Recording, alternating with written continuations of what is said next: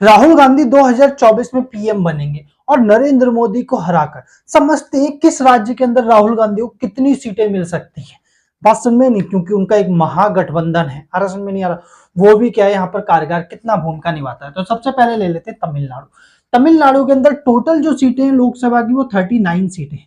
और 39 सीटों के अंदर क्या है, वहां पर जो मेन पार्टी है वो डीएमके के साथ क्या है, कांग्रेस का गठबंधन है। कौन कौन सी, एक तो डीएमके द्रविड़ मुनेत्र कझगम डीएमके, और एक क्या है कांग्रेस, और वहां की अन्य छोटी छोटी पार्टियां मिलाकर क्या इन्होंने 39 सीटों को बांट लिया है।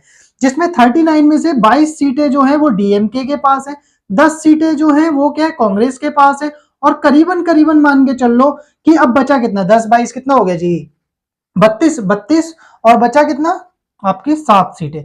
7 सीटें जो है वो अदर के पास है। अदर मतलब उसमें बहुत छोटी छोटी पार्टियां हैं, समझ में नहीं है। जैसे कि आपको पता है कमल हसन की पार्टी है, समझ में नहीं। तो इस तरीके की उन्होंने सीटें दी हैं टोटल।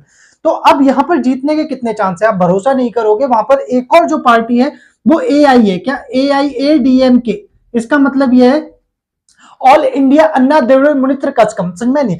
तो यहाँ पर क्या है, तमिल संस्कृति बहुत ज्यादा भूमिका निभाती है, समझ में नहीं। इन्होंने क्या है इसके लिए मूवमेंट भी किया था जब ये आजाद हुए थे, मतलब सॉरी ये कह रहा हूं, हम सभी आजाद हुए थे अरे समझ, तो उस समय इन्होंने मूवमेंट करना शुरू किया था। क्लियर है। जो CN अन्नादुरई, समझ में नहीं, वहां के क्या फर्स्ट एक द्रविड़ संस्कृति को क्या है प्राथमिकता देते हुए वहां के सीएम भी बने थे 1967 के अंदर। तब से डीएमके, और डीएमके से अलग हुई AIADMK।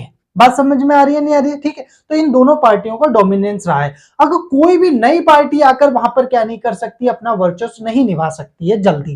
क्लियर। हम क्या है बीजेपी की बात करेंगे, किसी को डाउट हो कि जो के अन्नादुरई, वो के अन्नामलई है, यार समझ नहीं है, वो मतलब महत्वपूर्ण भूमिका निभा रहे हैं इस समय है तमिलनाडु में, उस पर जिक्र करेंगे। तो पहले ये समझते हैं जो डीएमके है, डीएमके 2019 के अंदर जब मोदी लहर चल रही थी उस समय भी इन्होंने क्या है 39 में से 38 सीटें जीती थी। यानी एक ही सीट किसको गई थी, AIADMK को। अरे समझ में नहीं आ रहा। तो अब सोच के चलो यहाँ पर 38 सीटें जीती। अब उसने क्या किया, बीजेपी, देखो गठबंधन का मतलब यह है कि इन्होंने 29 सीटों में से क्या बोलते हैं 22 सीटें डीएमके खड़ी कर रही है, 10 कांग्रेस खड़ा कर रहा है, 7 अदर। तो ये सब मिलकर एक दूसरे के लिए वोट मांगेंगे। मतलब उसमें जो डीएमके के वोटर हैं वही कांग्रेस को वोट डालेंगे, डीएमके को मान कर। क्यों, क्योंकि ये गठबंधन है। और डीएमके ने इसलिए ऐसा किया जिससे कि बीजेपी गवर्नमेंट को हटाया जा सके, वरना ये सारी सीटें डीएमके की थी, वो ऐसा क्यों करता। डीएमके क्या है जीतने के पूरे पूरे चांसेस है।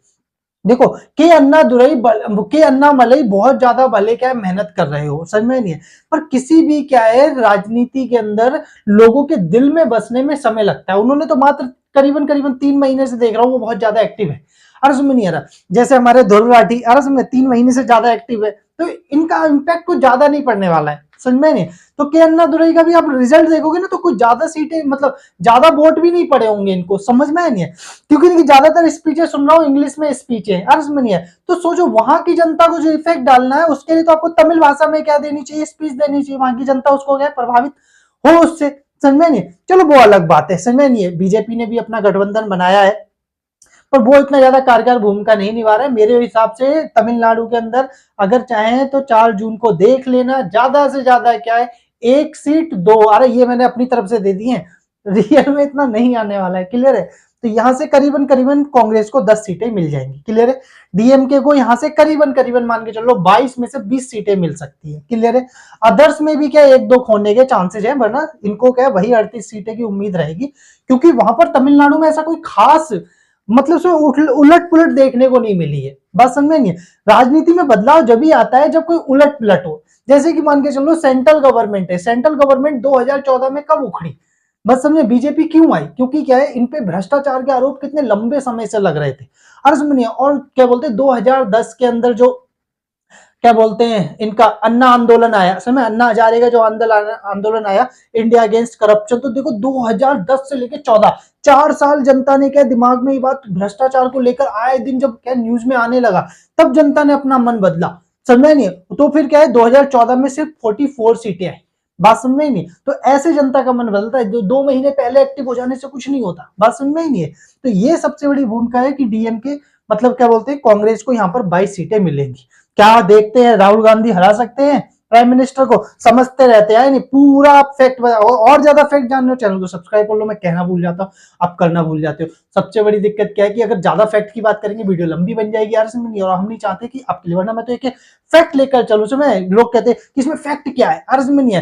फैक्ट हो गया, ह्यूमन साइकोलॉजी होगी, लोग किस तरीके से बिहेव करते हैं, किस तरीके से वोट डालते हैं। सोचो जो लोग अभी तक जाति धर्म अरे समझ में इसके नाम पर वोट डालते आए, नेक्स्ट नंबर पे सोचो किनको कोई बलात्कार किया हुआ है, कोई मर्डर किया हुआ है, उनको लोग जिताते आ रहे हैं। समझ में नहीं है, उन्हें ये भी नहीं पता कि हम किसको वोट डाल रहे हैं, बस हमारी कास्ट का इसलिए डाल रहे हैं। तो लगता है कि अभी क्या नाम है, ये धुर बैठी 10 दिन से क्या बोलते वीडियो, 1-2 महीने से वीडियो डालने लगा, करप्शन करप्शन करप्शन, और पब्लिक कहेगी हाँ ये वाले बंदा सही बोल रहा है। बस में अगर आपको क्या हराना है, समझ में नहीं, फिलहाल तो वो एक ही व्यक्ति है, पूरे इंडिया के अंदर इफेक्ट डालना है तो ऐसे हजारों व्यक्ति खड़े होने चाहिए। समझ में नहीं है। अब इस पे भी डिसाइड करें, बताएंगे कि बीजेपी को किस तरीके से हराया जा सकता है, इसकी एक नेक्स्ट वीडियो अलग बनाएंगे। बट अभी क्या है, हम कांग्रेस की बात कर रहे हैं। कांग्रेस प्राइम मिनिस्टर राहुल गांधी बनेंगे तो कितनी सीटें कहां से आ रही हैं। अब आ जाओ भाई केरला। केरला के अंदर क्या है, करीबन करीबन 20 सीटें लोकसभा की है, ठीक है। 20 सीटों में लोकसभा के अंदर करीबन करीबन यहाँ पर गठबंधन क्या है, ज्यादा प्रभावी नहीं रहा, क्योंकि जो गठबंधन बना रहे हैं अर्ज में जैसे सीपीआई वगैरह, वो या उनके अगेंस्ट क्या कैंडिडेट खड़ा कर रहे हैं, इसलिए यहां मान लो केरल में गठबंधन नहीं है। 20 सीटों में से देखो यहाँ पर क्या है, जो ईसाई लोग हैं यार, समझे ईसाई जो है वो करीबन करीबन 10% ईसाई है, 59% वहां पर क्या बोलते हैं मुस्लिम है, और नायर जाति जो है वो कांग्रेस को सपोर्ट करती है। यानी कि ये 3 लोग क्या है करीबन करीबन कांग्रेस को सपोर्ट करते हैं, इसीलिए केरल में कांग्रेस मजबूत है। तो करीबन करीबन क्या है, कांग्रेस 20 में से 14 सीटें निकालने का चांसेस है। कितना? 14, समझ में, परसेंट नहीं, 14 सीटें। बात समझ में आ रही है नहीं? ठीक है। और जो जीतेंगे भी ना, वो उनकी अलायंस के ही जीतेंगे, समझ में, जैसे कि ऑल मुस्लिम यूनियन, अरे समझिए वहां पर क्या एक पार्टी है वो जीत सकती है। क्लियर हो गया है, मुस्लिम लीग यूनियन है, all all India Muslim league union. Clear हो गया। तो ये हो गई, ठीक है, केरल में। और यहाँ पर अब आ जाते हैं भाई, तो बीजेपी यहाँ पर भी कोशिश कर रही है, पर मिलेगा यहाँ भी उसे कुछ नहीं।